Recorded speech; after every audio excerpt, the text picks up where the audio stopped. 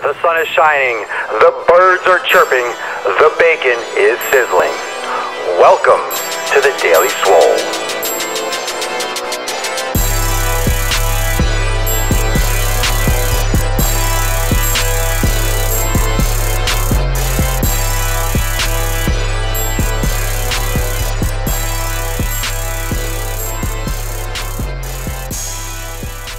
Welcome, everyone, to episode 27 of The Daily Mother Swole. Welcome. Thank you for joining. Thank you for joining on Periscope. Thank you for joining on Busker. Thank you for watching on YouTube and iTunes, as well as SoundCloud. Today, I got a couple great questions on this topic.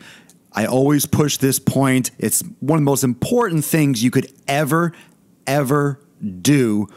And I talk about it all the time for a reason, and that is doing yoga. Men, women, boys, girls, cats, dogs, even Iggy the iguana needs to do yoga. Now, why is that? What are some of the benefits of yoga? A lot of times when I discuss yoga, when I analyze yoga, and I deliver yoga to all of you, to my audience, to the Swolenormous nation, I'm talking about yoga in terms of fitness, in terms of the physical benefits. Now, in addition to the physical, there's also the mental and the emotional. Now, I'm not going to get too much into all the chakras and all the details with that aspect of the practice, but in today's society, with the hectic, the hustle and bustle, all those cliches, and just the absolute overall stress, the demand that society places on you, the demand that your family and friends put on you, the demand you put on yourself, just going through, everything's on a timer, everything's on a clock, everything's on pressure. Everything's pressure today, and yoga can help release and create balance. So in order to create that balance, we are looking at it from a couple different angles. We're looking at it from a physical standpoint and from a mental, emotional standpoint, without getting too spiritual just for the sake of this specific podcast. I want, and I challenge you, I'm going right to the point. I challenge everyone that's watching me, everyone that follows me, everyone, family, friends, everyone, to start doing a basic yoga flow every day. There are a few ways to do this. I'm not asking you to do it. Here's the thing. A lot of people get intimidated by yoga because their first exposure to yoga was either an hour or an hour and a half class or an hour and a half practice, a long yoga session. It was super intensive, and it was an all levels yoga that went from 0 to 60 and back again. So that's a lot to swallow for one class. For the first time, it will wipe you out. You'll hit muscles you never worked before, muscles you never knew existed, and you'll be absolutely flattened for a few days, maybe even a week, and you'll probably never go back and do it again. You'll think of it as, man, that was a brutal workout. I can't do that anymore. And then you'll never do it again. You don't see the benefits from yoga. So there are some things like the salutations, A and B. There are certain basic flows that you can Google. I will be putting up a basic yoga flow on my YouTube channel in the next couple days that I filmed at a park. And this is something you can implement basic, maybe 5 minutes a day, maybe 10 minutes. And then once you make it a habit, you can start expanding. Now, yoga is not something you have to do hardcore every single day, but it is something that can be a great warm up and a great cool down to your day, and a great warm up and a cool down to your individual workouts, whether you do it in the morning, whether you work on the afternoon or the evening. You could do it as like a stretch, kind of like a dynamic stretch warm up, and a dynamic kind of refueling, regenerating, reabsorptive type of get that Venus return after post-workout. Okay, so it could be a good warm-up or a cool-down. So my challenge to you is to start small. This is the big difference with just jumping into a class and trying to make it too much of a commitment. You can't have this overwhelming obsession with every single thing that you implement into your workouts. Sometimes people get too hardcore on variety and they start going variety. They start doing every little thing under the sun. And they do, you'll do this exercise, you go high speed over here, then you want to do cardio, then you do swimming, and then you try to do everything every day and you burn out. This is kind of similar to the CrossFit talk that we did in episode 23, I believe it was. You can take a little bite of yoga. You can take a little bite. You can start implementing into a regular practice. The most important thing with yoga, in terms of stretching, in terms of flexibility, in terms of permanent plastic change, is that repetition. Well, how the fuck do you think you get big with muscle? You got to do your reps. You got to be consistent. How do you think you get flexible? You got to do your reps in terms of flexibility, your stretches, and you got to be consistent. It is better to do yoga once a week, let's say for an hour or half an hour. It's better to do yoga once a week than it is to do a little bit every day for 7 days for 2 weeks and then take 2 or 3 months off. Be consistent. That's the most important thing. So if you know that doing this such and such yoga class for an hour wipes you out, then go in for 10 minutes or 15 minutes, tell the instructor, talk to the instructor, and then you can do 15 minutes and then quietly leave, or do half an hour and quietly leave. Don't feel pressured to stay the entire class. When I teach a yoga class, when I teach a yoga session, whether it's private or whether it's a group, I don't care if you leave early. I'm not there to be all om shanti shanti. I want to get people stretching. I want to get people moving. I want to start healing people. I want people to create that balance. A lot of times these yoga classes or these yoga clinics or these, hot yoga, all these yoga places are so, strict. They're Nazis, the yoga Nazi. You got the soup Nazi from Seinfeld. You got the yoga Nazis where you can't walk in late. You can't walk in 5 minutes late. They won't let you in because it's a spiritual and a breathing practice. You give me a fucking break. Be welcoming. Allow people to try your class. I've heard so many times people get picked on in yoga class by some instructors, or they aren't allowed to come in if they're 2 minutes late. I mean, there's life out there. I understand if you want to have a really spiritual practice, but if you're in a yoga class, you're catering to multiple people. So this comes to my next point, is finding a class, an instructor, a situation that you mesh with. Not everything is for everyone. Just like you'll find a gym. I like this gym. I personally like certain gyms more than others. Let's say a chain like LA Fitness. There's certain ones that are better than others, certain environments, certain feels, certain energies that pull better, or I on certain days I feel like going certain places for whatever reason. There's certain gyms in terms of that brand, let's say LA Fitness, that I would never go to because I just don't like the energy. I don't like the feel. I don't like the layout. So you have to find that instructor. You have to find that class. You have to find that situation that you can agree with, that you can blend with, that you can mesh with, that you can feel comfortable. And don't judge every class the same. It's not all the same. Just like every movie is not the same. Every restaurant doesn't taste the same. The service isn't always the same. The waiters aren't always the same. The food quality isn't always the same. Everything is different everywhere with everything. So if you try a class, test it out, but don't let that be the be-all, end-all of your opinion of yoga. It's not like a car where you buy a Corolla or you buy a Ferrari, and if you buy a Ferrari in California or in Connecticut or wherever you are, it's the same. It's not like a car. The instructor, the delivery, the energy of the room, the environment, the type of members that go, like the class, just the energy. You'll know what I mean when you go. If you feel comfortable, if you feel like you can relax, if you feel like you can get your workout in, then make sure you stick to that. If not, try something else. Try a different class. But start somewhere and give it a shot.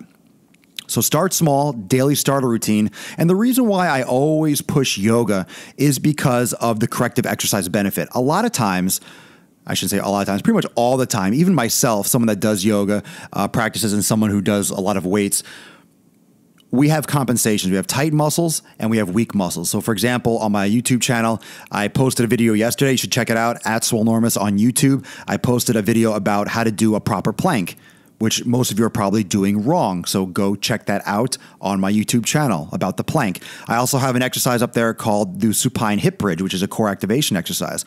These are activation exercises. These are activation exercises for the core and for the glutes that will fire the weaker muscles that are chronically weak from sitting down all day in the car, at work, and so forth. We are trying to balance out the body with corrective exercise. It's like a seesaw. It's a pulley. You have tight muscles and weak muscles. We've got to create that balance. With yoga, you're creating balance mentally and physically. if you don't want to go study corrective exercise like I did, if you don't want to go to a physical therapist and get specific corrective exercise, just go do yoga. Go do yoga. The entire practice of yoga is just a meditative flow of corrective exercise,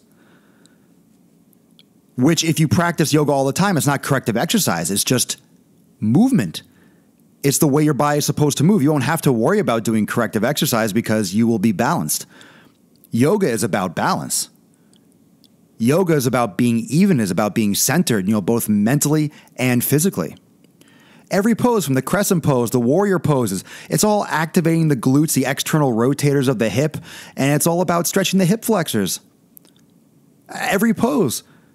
The runner stretches, those are all, adductor magnets, those really tight adductors and hip flexion extension that get really jacked up and really cause a lot of problems with the lower back. All these other poses with like the warriors where you're rotating your hip out, activate the glutes. Downward dog stretches the hamstring, stretches the lumbar spine, the thoracic spine, and activates the gluteus maximus. I mean, all these poses really trigger and create that complete balance for everything that is tight during your day. So understand you don't have to go searching on YouTube, how do I fix my back pain? How do I, go to your doctor?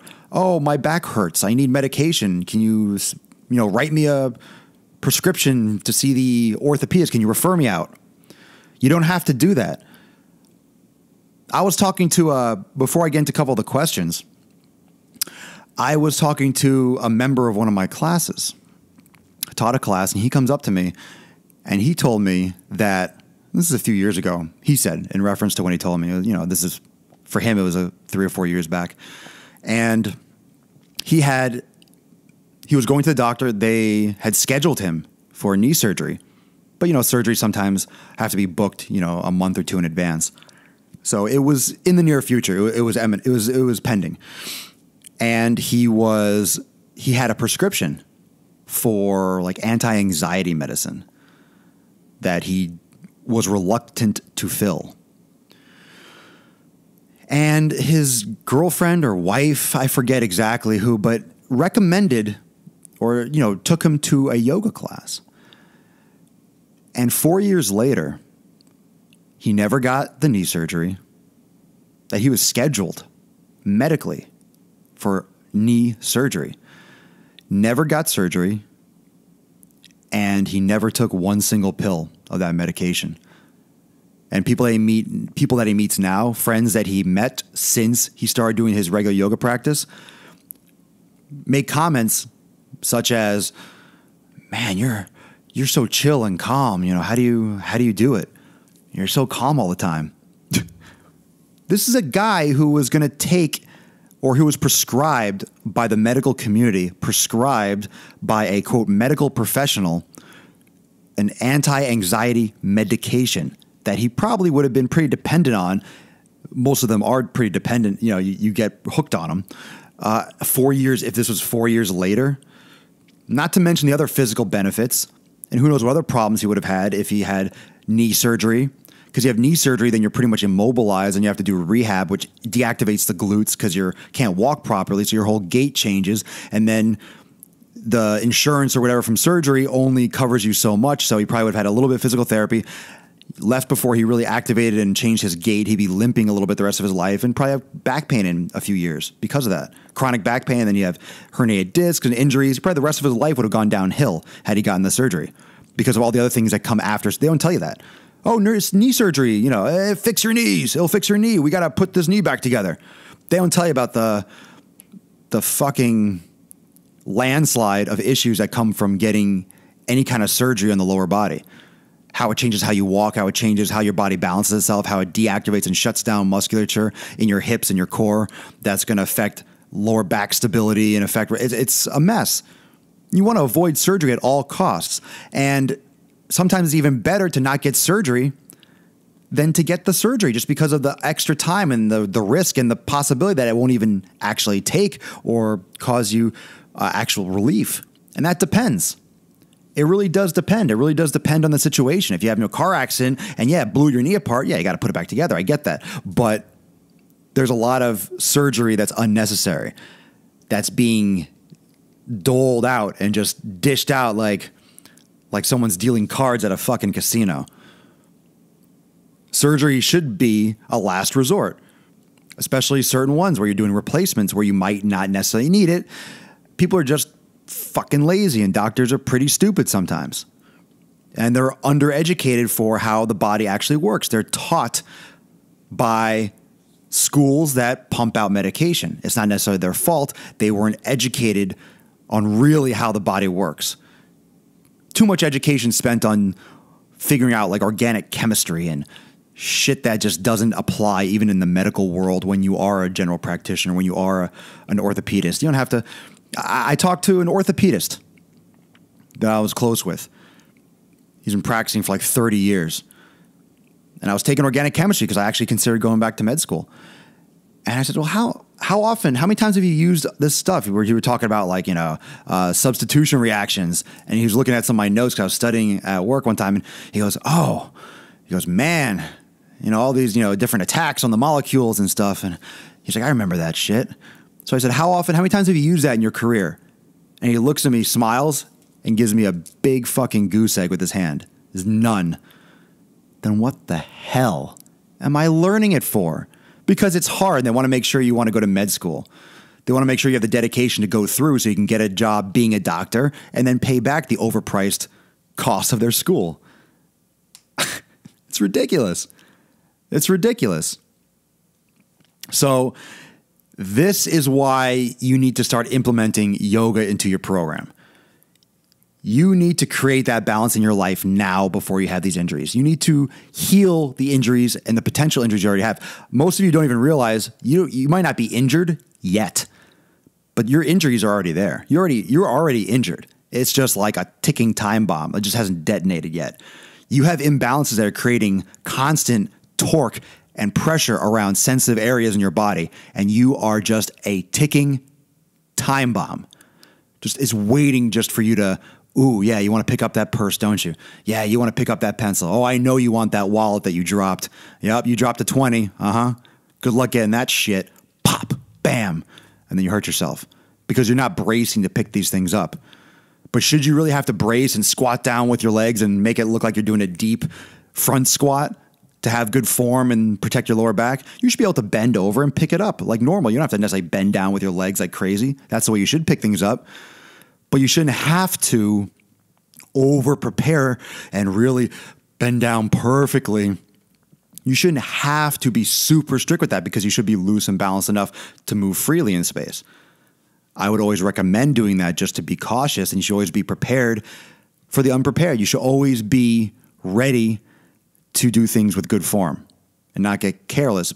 And I'm just saying that the reason why people get injured is because those joints are already under duress and they're already just waiting just to pop, waiting to go. Let me answer one question. What kind of yoga should people do? You should do whatever type of yoga gets you to do yoga. There are many different kinds. I can't even go into half of them. There's the basic ones like the vinyasa flow. That's a basic one. I would always recommend someone could start with a nice basic vinyasa, but try it. Be aware that there are different kinds, and you can try different kinds. You could try the different types of yoga. Whichever one that you like, that you could be consistent with, that you can practice on a regular basis, that's the one that you should do. That's a great question. So let me get into a couple other ones. How many times per week should I do yoga?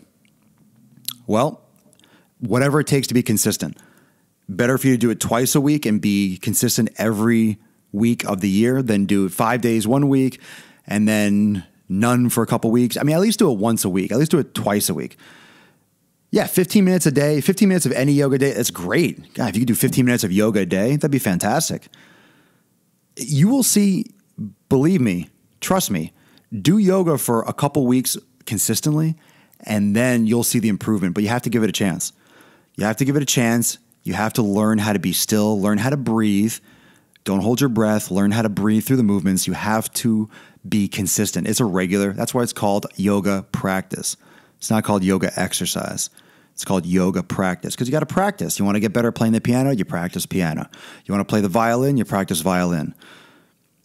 My podcasts now are much better than the podcasts I did at the beginning. Just the sound quality with the microphone. I'm learning, the different layouts. I'm speaking better. I've always talked well, but I notice improvements just because I'm doing it a lot. My video editing has gotten better. I'm not a video editing professional. A month and a half ago, I didn't know the first thing. I didn't even know that a Mac had iMovie on it. Naturally, I paid like $30 for a video editor because I didn't even know that my Mac had iMovie. I had a movie editor on already.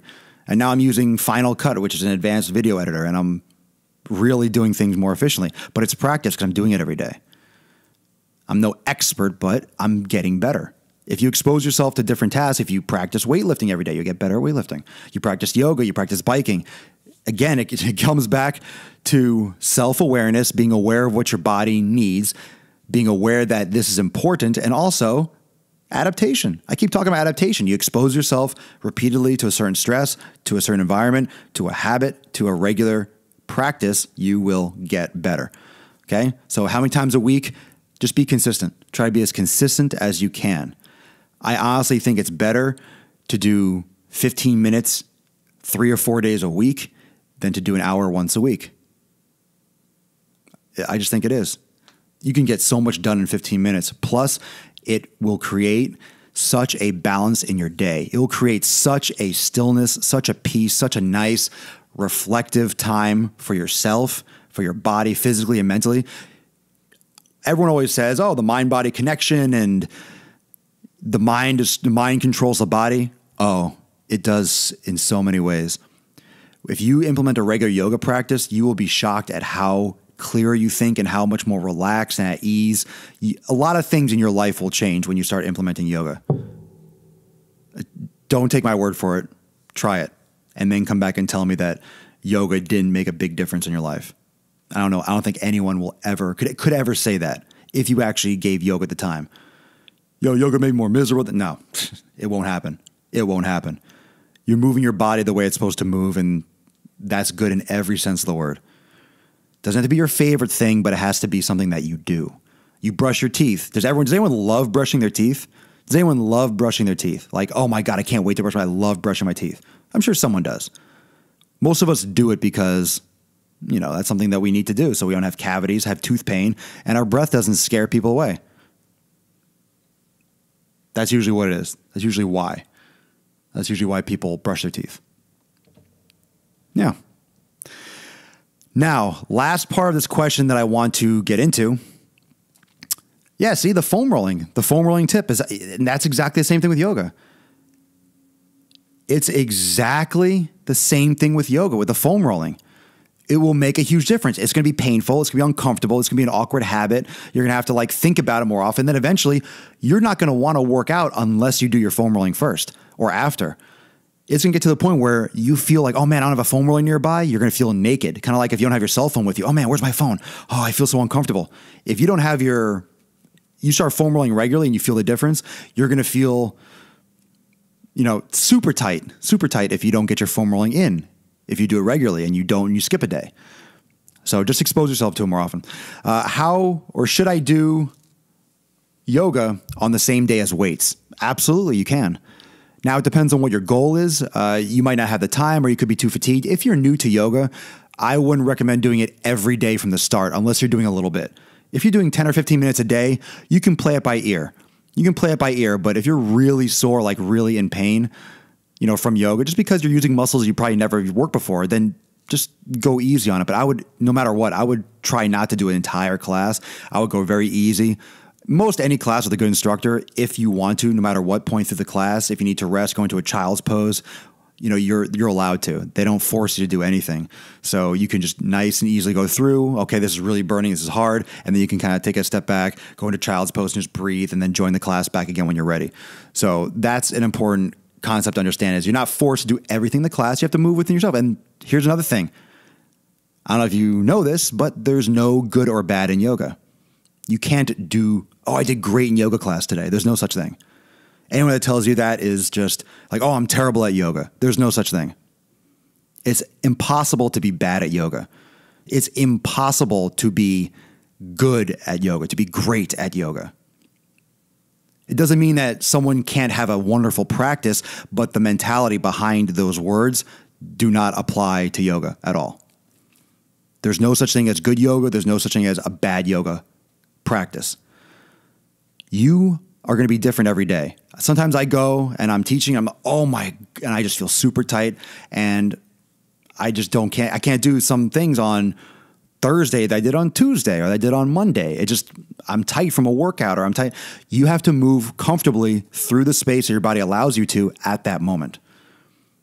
Don't think of it as good or bad. Think about it as listening to your body, assessing what your body is telling you today, analyze, notice the differences, notice the tightnesses, notice the imbalances, notice the good things, notice the improvements, which there will be. But it's like the stock market. Some days are going to be tight, some days are going to be loose, and you're just going to, over time, you're going to be improving. Not getting better, but you're going to be improving. You're going to be honing your practice. You're going to be getting better in your practice. But that's something you have to do on a regular basis over and over and over again, and then you'll get better, like anything else. Okay, so challenge to implement yoga. Snap me. It is absolutely, man. Jesse, it's an investment in yourself. That's a great comment. I just want to throw that in there. It's an investment in yourself. And I always say at the end of my classes, I said, bring your hands to heart center. We do a little meditation. Always thank yourself for taking the time out to respect your body and give it the attention or the respect that it deserves. That's the way you have to think about yoga. You're respecting your body. Thank you for existing. Here's a little treat for you. I'm taking care of you. It's like a self-massage, mentally and physically. So implement it. Don't think about it having to do it every day. You can start with a 5-minute flow. You can look up a basic flow. Look at the one I'm going to post on my YouTube channel this week. But start making a regular engagement or a regular plan to do yoga at least 2 or 3 times a week. Try it. Small. Start small. You don't have to do 3 hours of yoga every day. Start small, and you'll see the results, and then you'll be hooked. I want everyone to snap me, send me a message on Snapchat, Swolenormous, message me, comment on YouTube, message me on Instagram, email me, contact me. Let me know how your yoga practice is going and what your plans are for adding yoga into your workout program. Remember, we talk about programs going towards a goal. Yoga is part of that program. I would say the most important thing you can add to your fitness, more than foam rolling, more than, what exercise should I do for biceps, more than, anything that we've talked about, all these different things, training, program design, every single daily Swole, this is the most important thing, pretty much. I'd be hard pressed to find something that was more important than this topic today. And I'm serious about that because it covers so many different aspects of the other episodes I've talked about. So if you take anything that I say seriously, I know a lot of you do, a lot of you understand the value of the information that I'm giving you, take this one to absolute heart. This is number 27, episode 27 of the Daily Mother Swole, cracking wonderfully as always, like a freaking dying birch tree. I will see all of you tomorrow, 12 noon Eastern time, live on Periscope and Busker, YouTube, SoundCloud, iTunes, everywhere. I'll see you tomorrow on the Daily Swole. Peace out. Have an awesome, massively gaining day. Do your yoga.